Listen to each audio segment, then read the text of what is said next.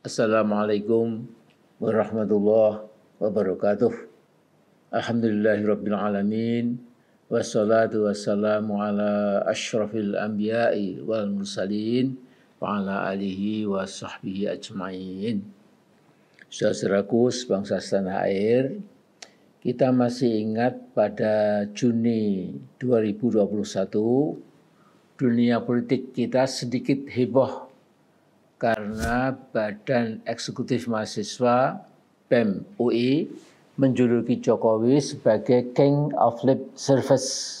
Rakyat Indonesia kelihatannya senang karena mahasiswa kita mulai berani mengkritik kekuasaan yang terus-menerus menipu rakyat dengan berbagai kebohongan yang menjijikkan. Rektor UI waktu itu sangat bingung karena takut dan ngeri seperti apa kiranya reaksi Jokowi. Rektor UI waktu itu bukannya melindungi BEM UI, tetapi malah memarahi dan mengancam-ngancam BEM UI.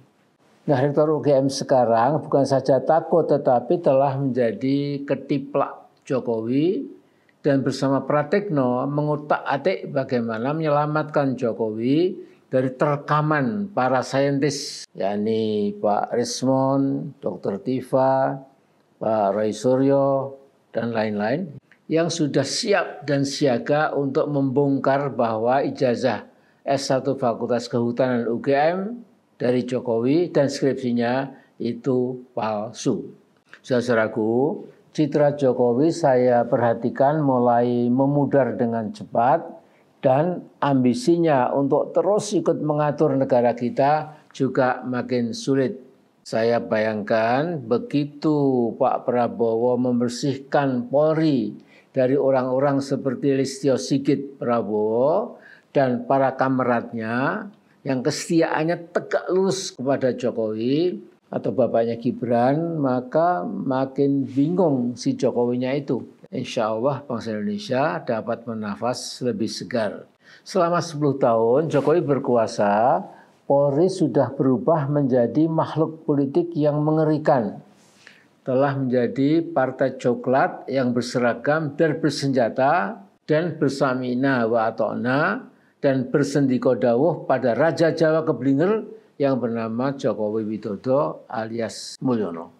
Saudaraku, saya yakin masih ada cukup banyak perwira tinggi Polri yang lahir batin setia mutlak pada merah putih, pada seluruh bangsa, yang bermoralitas mulia sekaligus berkapasitas dan berintegritas. Saudaraku, Jokowi itu sudah secara sistematik merusak hakikat Polri sebagai tulang punggung keamanan nasional dan kemudian menjadi kekuatan telanjang yang membela kepentingan politik Jokowi yang picik dan terkutuk. Dan insya Allah apabila benar Presiden Prabowo Subianto akan melakukan reshuffle kabinet dalam beberapa hari atau beberapa pekan ke depan, saya mengusulkan singkirkan dan awasi para menteri, tokoh-tokoh polisi, termasuk mungkin sebagian tokoh TNI yang masih aktif maupun sudah purnawirawan yang pada menjadi ketiplak Jokowi. Mengapa? Supaya mereka tidak berusaha fighting back, memukul balik. Dalam kehidupan nyata seringkali terpantau kekuatan yang membela kezaliman dan kemungkaran atau kejahatan jauh lebih berani dan lebih gigih daripada mereka yang ingin menegakkan keadilan dan kebenaran. Hal itu tentu tidak boleh terjadi. Tapi percayalah, masih jauh lebih banyak rakyat Indonesia yang membela kebenaran dan keadilan daripada yang membela kebatilan dan kezaliman. Ini rumus baku yang kita tidak boleh lupa. Nah, saya ingin bergeser ke masalah lain yang tak kalah penting, yaitu nasib kekayaan pertambangan, kehutanan, kelautan, dan lain-lain milik bangsa Indonesia. Kekayaan kita yang melimpah ruah, namun sebagian besar dinikmati oleh pihak asing. Prabowo mewarisi utang Indonesia yang berjumlah ribuan triliun rupiah, juga mewarisi kehancuran ekologis hampir di semua provinsi Indonesia yang menyebabkan banjir besar di mana-mana, juga diwariskan oleh Jokowi, deforestasi dan illegal logging atau pembalakan hutan liar tanpa ampun oleh ulah Jokowi selama 10 tahun kini harus dihadapi Presiden Prabowo. Dan yang paling gawat adalah memperbaharui kontrak dengan PT Freeport McMoran oleh Jokowi sampai tahun 2061. Freeport McMoran ini merupakan tambang emas nomor 2 terbesar di muka bumi, sedang tambang tembaganya nomor 1 di dunia. Belum lagi Indonesia adalah produsen nikel terbesar di dunia, tambang boksitnya termasuk salah satu yang terbesar di dunia, juga tambang batu bara, dan lain sebagainya. Untuk memenuhi makan bergizi gratis buat jutaan anak muda dan menghindari angka stunting yang masih sangat tinggi, sekitar 24-45%, pemerintahan Prabowo nampak kewalahan. Uangnya dari mana? No cash is available. Saya dalam hati menangis ketika saya melihat langsung PT Freeport McMoran yang beroperasi sejak 1967, paling tidak tanpa henti sampai sekarang menguras emas dan tembaga milik bangsa Indonesia. Per tahun sumbangan Freeport untuk Indonesia hanya 1,5% dari besaran APBN.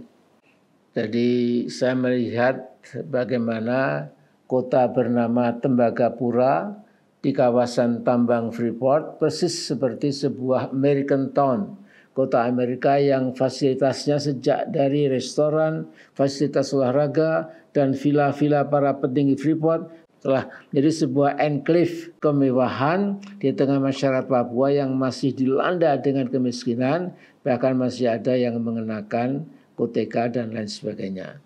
Jadi seperti dilihat dalam gambar, saya pernah berkunjung ke sana atas undangan PT Freeport. Ya. Kemudian kesalahan mereka mengundang saya sampai masuk ke spot pertambangan itu. Ya. Saya melihat luar biasa kehancuran ekologi di sana. Ya. Pendek kata menjadi meluap ya, sebagai seorang anak bangsa melihat bagian negerinya itu dijajah oleh Freeport itu, dan bahkan oleh Jokowi itu diperpanjang sampai tahun 2061. Ini saya katakan di video yang lalu, puncak ketololan yang luar biasa. Ternyata pertimbangannya karena pada tahun 2061 nanti memang cadangan emas itu diperkirakan sudah habis ludes. Ini betul-betul pertimbangan yang miring. Nah, saudaraku, I have a dream before I die. Dalam hukum perdata internasional ada 2 buah adagium. Yang satu berbunyi Pacta sunt servanda. Yang lain berbunyi rebus sic stantibus. Intinya yang pertama berarti perjanjian harus ditunaikan. Yang kedua berarti bila di belakang hari terjadi perkembangan yang merugikan salah satu pihak, perjanjian bisa diubah atau bahkan dibatalkan. Dalam kaitan ini saya mengusulkan Pak Prabowo mengundang para dosen dari berbagai kampus terkemuka seperti dari UI, misalnya Profesor Hikmahanto Yono dan teman-teman beliau yang punya kepakaran yang sama. Kemudian dari Fakultas Hukum UGM, di sana ada beberapa dosen ahli hukum internasional, dan dari kampus terkemuka lainnya yang inti tugas mereka adalah menemukan langkah-langkah hukum internasional bagaimana Indonesia bisa mengambil alih tambang Freeport menjadi milik Indonesia kembali. Nah, kalau usulan saya ini jadi kenyataan, yakin kocek Indonesia bisa jadi sangat gendut. Bukan saja untuk biaya makan bergizi gratis, tetapi juga untuk shopping peralatan militer mutakhir, untuk membangun puluhan universitas yang lebih besar daripada UGM, UI, UNER, ITB, IPB, dan lain-lain. Tetapi tidak untuk IKN yang sudah jadi kota hantu. Begitu Presiden Prabowo berani meninggalkan warisan bobrok dari Jokowi dan juga berani mengucilkan manusia-manusia mafia pertambangan, kehutanan, kelautan, dan lain-lain, termasuk mafia hukum yang bercokol di kehakiman, kejaksaan, KPK, dan lain-lain, Indonesia tentu jadi punya harapan yang besar, harapan baru. Tetapi kalau tidak berani karena pertimbangan rikuh, ewuh, pekewuh dengan bapaknya Gibran, maka saya bisa mengatakan the game is over.